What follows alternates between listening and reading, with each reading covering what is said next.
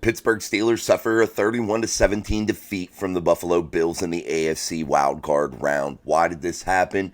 What went on that really caused this loss? Welcome back to Mike Drop Sports, everybody. I'm Jason. Let's talk all about the Steelers and what happened yesterday inside of that AFC wildcard playoff game in Orchard Park, New York.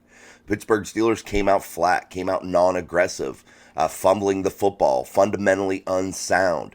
The defense not being able to tackle, not being able to really control Josh Allen on the run or in the pass. There are several things that the Pittsburgh Steelers weren't able to do that they had been doing for the last month of the regular season. The Pittsburgh Steelers found themselves in a heavyweight fight. And they did show some resolve. They did show some energy at the end where they brought it to within one score, 24-17. And then you saw the Pittsburgh Steelers collapse yet again on defense, as they had been the whole game, guys. The defense is really where I'm going to lay this loss. Really where I'm going to put this loss. You saw a defensive front that was basically non-existent. Yes, they controlled the run well at times, but Josh Allen was able to create splash plays with his legs getting out of the pocket. They were able to control Cook somewhat. I felt like that wasn't really the bad breaking point of this defense. But you saw no big plays from that interior defensive line. We said earlier in the week that you had to see their best performance that they've had all year. That Cameron Hayward needed to come and show that young buck way of playing football like he did years ago, and he did not.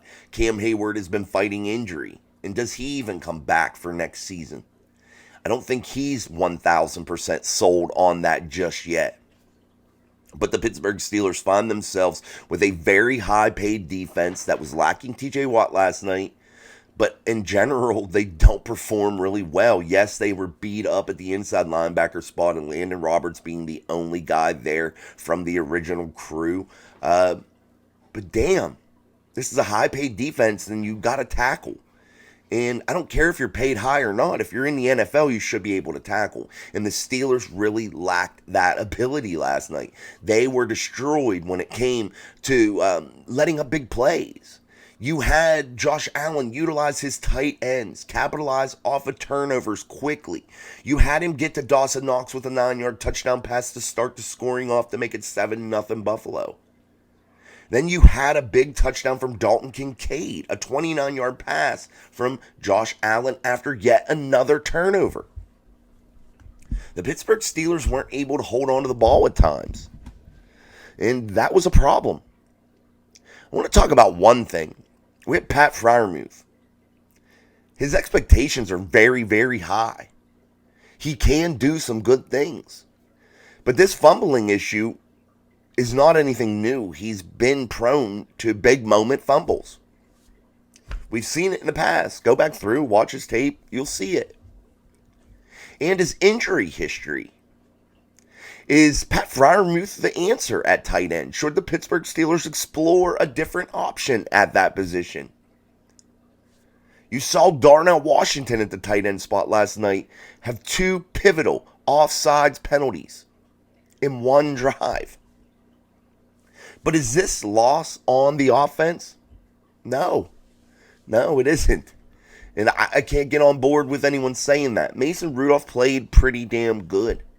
He got this team back into within one score, within striking distance. Yes, he made a mistake down there at the goal line with that interception. He should have threw it more outside, to his own admission. But was that the play that broke this team? No, it was not. Yes, it was the difference between 7 and 0 points in a turnover. Yeah, okay. But that wasn't the story of this game. You can't go back to that one play and say that's what killed this football team yesterday. You saw an anemic run game from the Pittsburgh Steelers. Only like 70 yards, 72 yards or something like that. You had Jaylen Warren being the leading rusher with only 38 yards on 8 carries. Najee Harris just running up the middle, getting stuffed. And that's not what we've been accustomed to seeing these last couple games. What does this team lack? Where are they going wrong? You heard Najee Harris in a post-game interview talking about the lack of discipline within this building. And that's really what he wanted to say, that there is no discipline. It's what he wanted to say. It's what he was saying.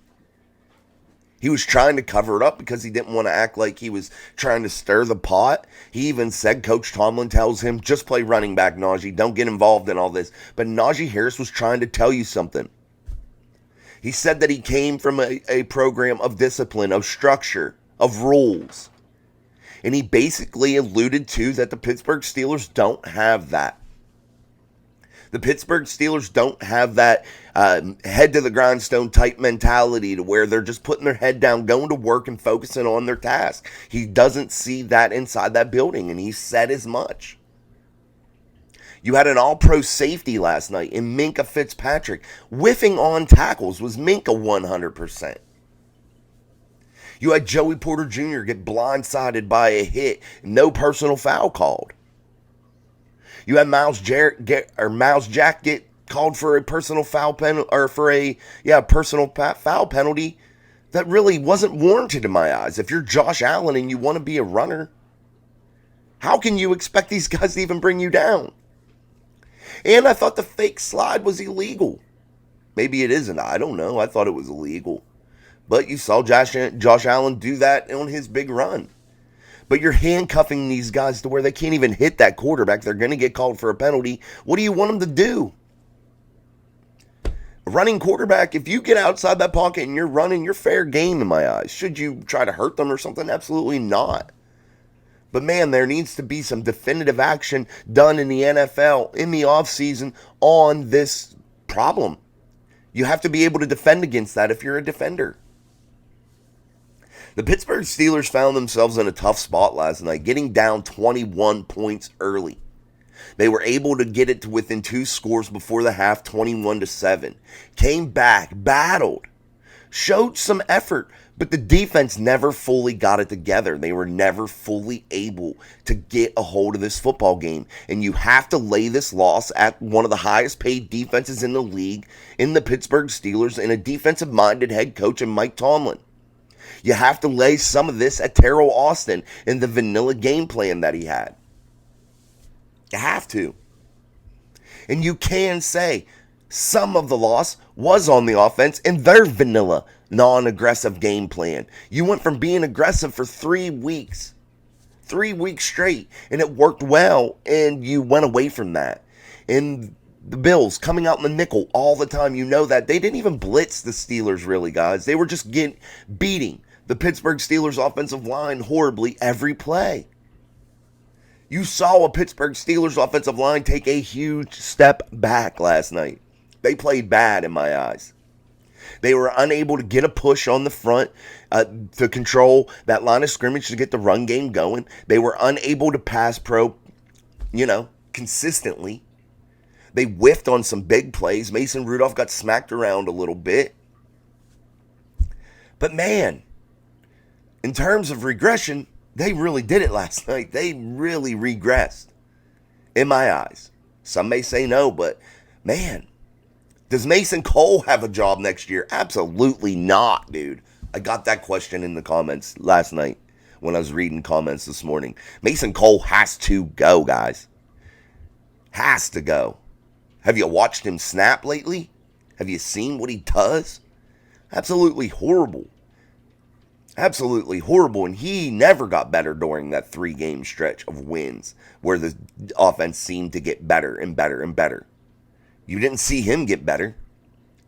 You saw a little bit of a regression from Broderick Jones last night, whiffing on a couple big blocks. But that is to be expected maybe with a rookie inside his first playoff game. But overall, I was considered Broderick's body of work this season to be quality. Joey Porter Jr., another rookie, I consider his quality of play to be pretty damn good for a rookie. I thought he shined in big moments. Keanu Benton, another rookie, was non-existent last night. You never seen him do anything. He was getting tossed around like a rag doll last night, and that couldn't happen for the Steelers to be able to secure victory. Then also, I thought I saw a huge mistake with one of the other Steelers rookies. And that was Nick Herbig not being involved in the first half absolutely at all, except for special teams. And that is a failure on the coaching staff. I'm sorry. You have to get him in there. He's fast. You have to figure out ways to put him on the football field. When you're minus the elite pass rusher in TJ Watt, it's an absolute must. I'm sorry. Why do you even have him on the damn roster if you're not going to use him?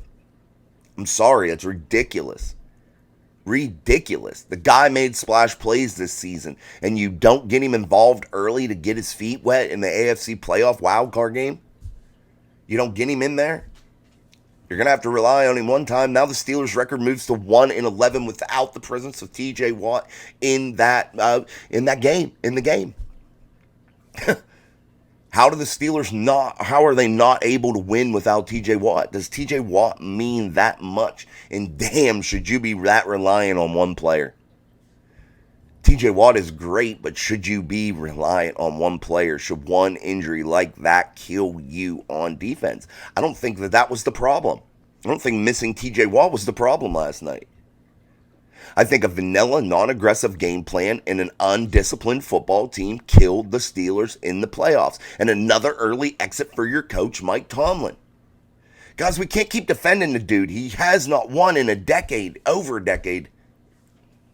He's 0-5 in his last playoff performances and given up over 900 points with a coach that's supposed to be a defensive-minded head coach. You have to start asking your question, is this stale? Is it vanilla? Is it time for Mike Tomlin to move on and get out of this building because he hasn't been able to captivate this football team in quite some time? He hasn't been able to keep this football team disciplined in quite some time. You see it by the fundamentally unsound penalties that constantly happen over and over. Illegal substitutions, illegal shifts, too many men on the field, not enough men on the field. Just really undisciplined plays, false start after false start, personal foul penalties that shouldn't happen because they're from players chirping and running their damn mouth. I saw some people getting on George Pickens and Deontay Johnson for being frustrated after that game last night. Guys, I have rode them hard all year, but last night was not their problem. They did nothing wrong, and if they are extremely frustrated post-game after losing, thank God they are. Thank God they are. They did nothing wrong last night at all. And I like the fire that they had. They fought hard. George Pickens fought hard. Deontay Johnson fought hard. Did they have some plays they probably want back? Absolutely. You can't blame this game on the referees. I don't want to hear that either. Yes, there was some odd calls. But the Steelers had their chances last night, guys. They had their chances and they were unable to seize the moment because of an undisciplined football team. We keep going back to that. Mike Tomlin has an undisciplined group, guys. Point blank, period. It shows, and it shows mightily. What do you do if you're the Pittsburgh Steelers? Where do you turn? How is this offseason going to go? There's so many questions we are going to answer throughout the offseason. We ain't going nowhere. We are going to buckle down and hammer this Steelers team and try to get down to the nuts and bolts of what the true problem is with inside this organization. We're going to try to figure out where they need to go in the draft. There's a lot of exciting things that are going to happen inside of this football team in the next coming months. We are going to have to really look at this football team and see what needs to happen. But is it total doom and gloom? Absolutely not. There are some real bright spots. Do you bring Mason Rudolph back? I think so. I think he showed enough. It wasn't Mason's fault that he lost that football game last night. Not at all. Yes, he made a mistake. So 99% of that team did. I think there were some other players you could lay the loss at their feet. But it wasn't Mason Rudolph, and I think that I haven't been sure that he showed you enough, but I'd be remiss if I didn't mention his poise, his confidence, his leadership, and you saw it the whole game. He never wavered, he never stopped fighting, and he never got shook, and that counts. Mason Rudolph said after the game he's only known the Pittsburgh Steelers and he loves the city and he would be open to come back. Does he come back? Was that just him saying the right things inside of the media post-game with emotions running high? Could be, guys. We don't know. We're going to have to see. But if Mike Tomlin and the Pittsburgh Steelers are going to separate ways, Mike Tomlin has to be decent to the organization that has given him the best opportunity of his lifetime. And that is tell them quickly if you plan on moving on. Or you plan on staying, tell them quickly, because there is a urgency to get a head coach inside of this building to add some fire, to add some discipline, to rework this Steelers franchise. It has to be done. There has to be some reworking, retooling done in the offseason, the offensive line, the defense. There's so many holes, and the Pittsburgh Steelers are going to have another quality draft from Omar Khan to overcome some of these deficiencies, because you can't fix them all in free agency. You just can't. You cannot do it. And you can't waste enough of your assets to make big trades. You have to find that fine line and find that balance. And the Steelers are really going to have a special offseason to make that happen. We're going to wrap it up, guys, but this 31-17 loss by your Pittsburgh Steelers in the opening round, yet again of the playoffs for another Mike Tomlin team. We'll explore his playoff record. We'll explore this team going forward, and we'll continue to break it down. So join us every Wednesday for our live game show and every day for daily Steeler content and uploads. And we appreciate you guys. Like, share, subscribe to the channel, and continue to come back to Mike Drop Sports for all your Steelers news. And until next time, I'm Jason. Peace.